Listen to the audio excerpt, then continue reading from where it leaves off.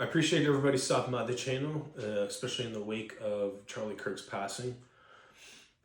There's been a lot of discussions and talk about Charlie Kirk as of late, and rightfully so. The biggest problem I'm seeing is how there are a lot of people that are like, no matter what side of politics you're on, you should never celebrate something bad happening to someone. I, on the other hand, do cheer when bad things happen to bad people. Charlie Kirk just got shot. Oh, well, breaking fucking news, folks. Seems somebody just took a shot at one of the Fantafast's favorite 5-mile wide mouthpieces, Charles Chucklefuck Kirk.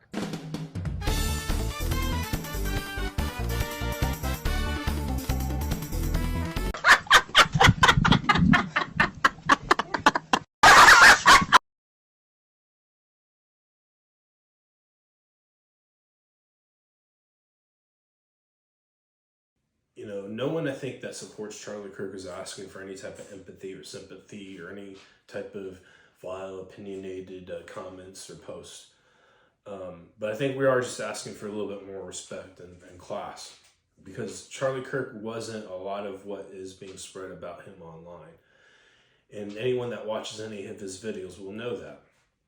He has a public platform where he goes and travels to these college campuses and universities, gives a microphone to these young individuals and adults, and allows them to ask the most toxic, slimy questions to the most intelligent, impressive conversations and topics and discussions that, I've heard of, and that's coming from like a young generation. And that's very impressive to hear, these young Americans have these type of civil discussions.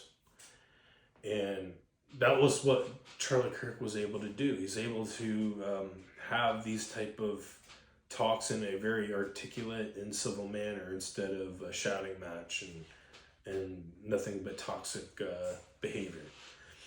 So a lot of us in this passing, there's a lot of overwhelming support for him, not only just here in America, but across the world. And then a lot of the times when you are supportive of him, you're being met with, well, why should you feel empathy if Charlie Kirk did it? And then they use this like chopped up quote that he, used and said back on a video he did years ago. And for reference, this empathy quote comes from a Rumble video he did back in October 12th, 2022. If you want to go check it out, I'll attach the link. But it's titled, "Don't Believe Your Lying Eyes, Everything is Fine." It's around the 35 or 36 minute mark, and its full context is when he starts talking about the whole empathy thing.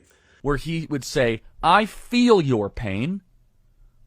Instead, it is to say you're actually not in pain. So let's just, very short clip. Bill Clinton in the 1990s, it was all about empathy and sympathy. I can't stand the word empathy, actually. I think empathy is a made-up New Age term that it does a lot of damage, but it is very effective when it comes to politics. Sympathy I prefer more than empathy. That's a separate topic for a different time. Here's cut 65.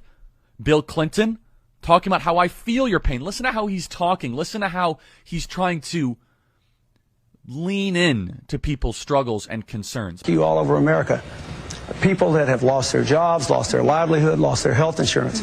What I want you to understand is the national debt is not the only cause of that. It is because America has not invested in its people. It is because we have not grown. It is because we've had 12 years of trickle-down economics. We've gone from first to 12th in the world in wages. We've had 4 years where we produced no private sector jobs. Most people are working harder for less money than they were making 10 years ago. And this decision you're about to make better be about what kind of economic theory you want. Not just people saying, I'm going to go fix it, but what are we going to do? What I think we have to do is invest in American jobs, American education, control American health care costs, and bring the American people together again.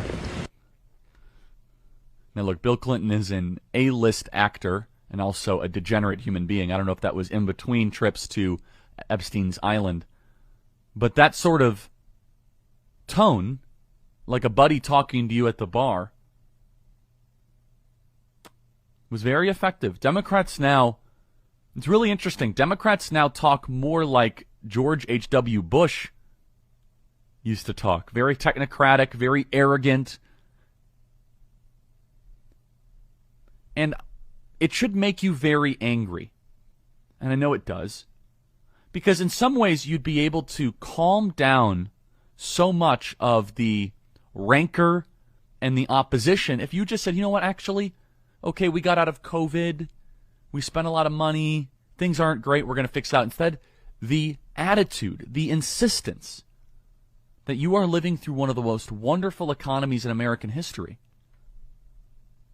I think it's very revealing, because I think they are so sensitive, they are so afraid of what might happen if all of a sudden they were to admit things were not the best they've ever been.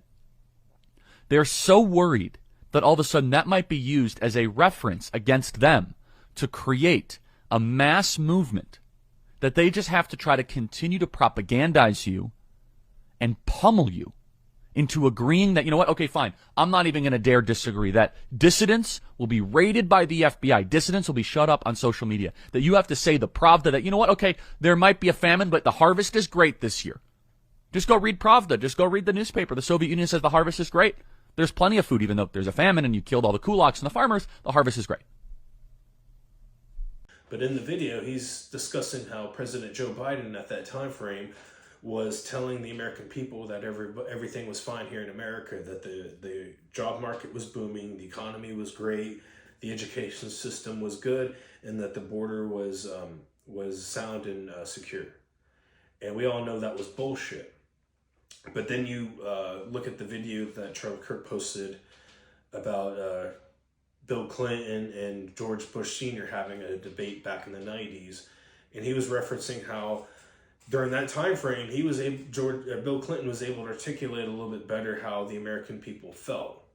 And it seemed like he was able to resonate a lot better with the voters.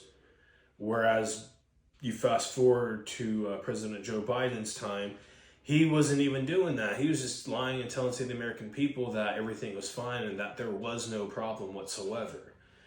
You're a lying dog-faced pony soldier. You said you were, but now you got to be honest. I'm going to be honest with you. Sort of raised in the Puerto Rican community. I had a very close relationship with the Greek-American community, for real. I am Joe Bidenopoulos. I grew up in a heavily Irish Catholic community in Scranton, Pennsylvania, and a heavily Italian Polish community. When I say I got raised in the black church, he knows I'm not kidding. The Persian culture is amazing. As a student of the Persian culture, I probably went to shul more than many of you. I come out of the black community. The background of my family is Irish American, not fundamentally unlike the Palestinian people. I was raised on GM. I was raised by Danny Inouye. I was raised by a righteous Christian. I got raised on automobiles. And Charlie Kirk was just trying to say, well, you know, he could at least address these problems and issues and then suggest, okay, we're going to do our best to try to change some of these things. But he wasn't even doing that. And that felt like a big slap to the face to the American people. So these were like, cherry pick comments and things that he said in the past. And now they're trying to, be used against him to bring down his character and the people that support and follow him. Now, if you're working in this field where you're getting fired for your opinions, that's stupid. I don't think anyone should be fired for their opinions or what they think and feel about, any type of subject, right?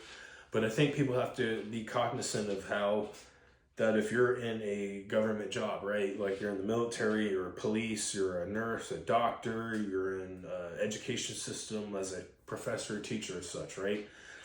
Your salary is coming from the taxpayers' dollars. And if you're saying vile and disgusting things, the taxpayers aren't going to put up with that, and they certainly don't want to pay for that either.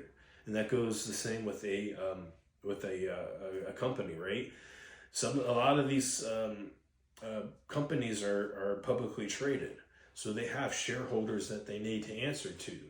And if you're an employee saying vile, disgusting things, under the branch of the company, even though it's on your own time and you're just an individual voicing your own opinion, that may be looked at as you voicing your opinion for the company.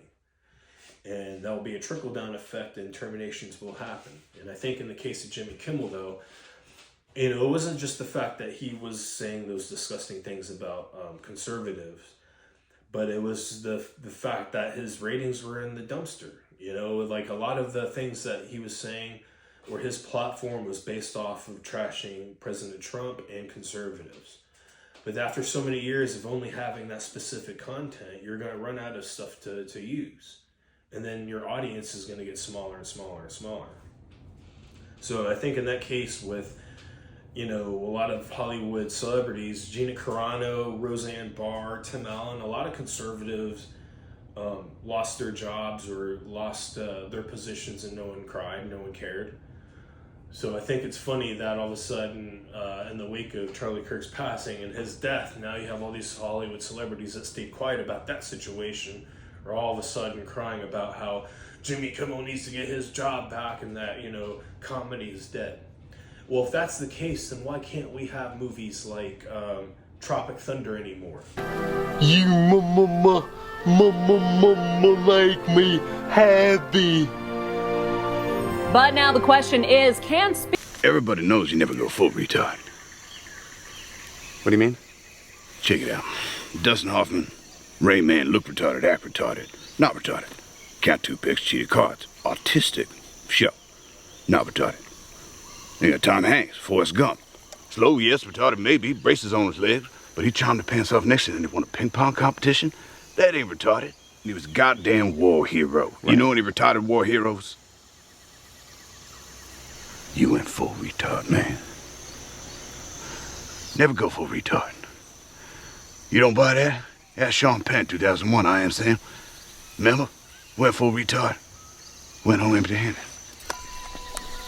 Or some of the movies that Ben Stiller used to make, right? We can't have those old style comedies anymore. So I think it's funny that a lot of these Hollywood elites are trying to be just on certain situations, but quiet, you know, and others, you know, selective outrage, I guess you would call it. But, you know, look, again, I just appreciate everyone stopping by the channel. I know Charlie Kirk's not around anymore. That's unfortunate. We all miss him. But I think a lot of, you know, smaller channels like myself, I just try to tend to do anything like that. Could be from gaming to movies to entertainment to politics to everyday life. I kind of want to do a little bit of everything. Jack of all trades, master of none. But one of the things I do want to try to make content on is keeping Charlie Kirk's memory alive, right? I want to continue to post a lot of his old clips, so that way a lot of his debates and a lot of the things that he was saying to these college kids and these young adults still get that message out there.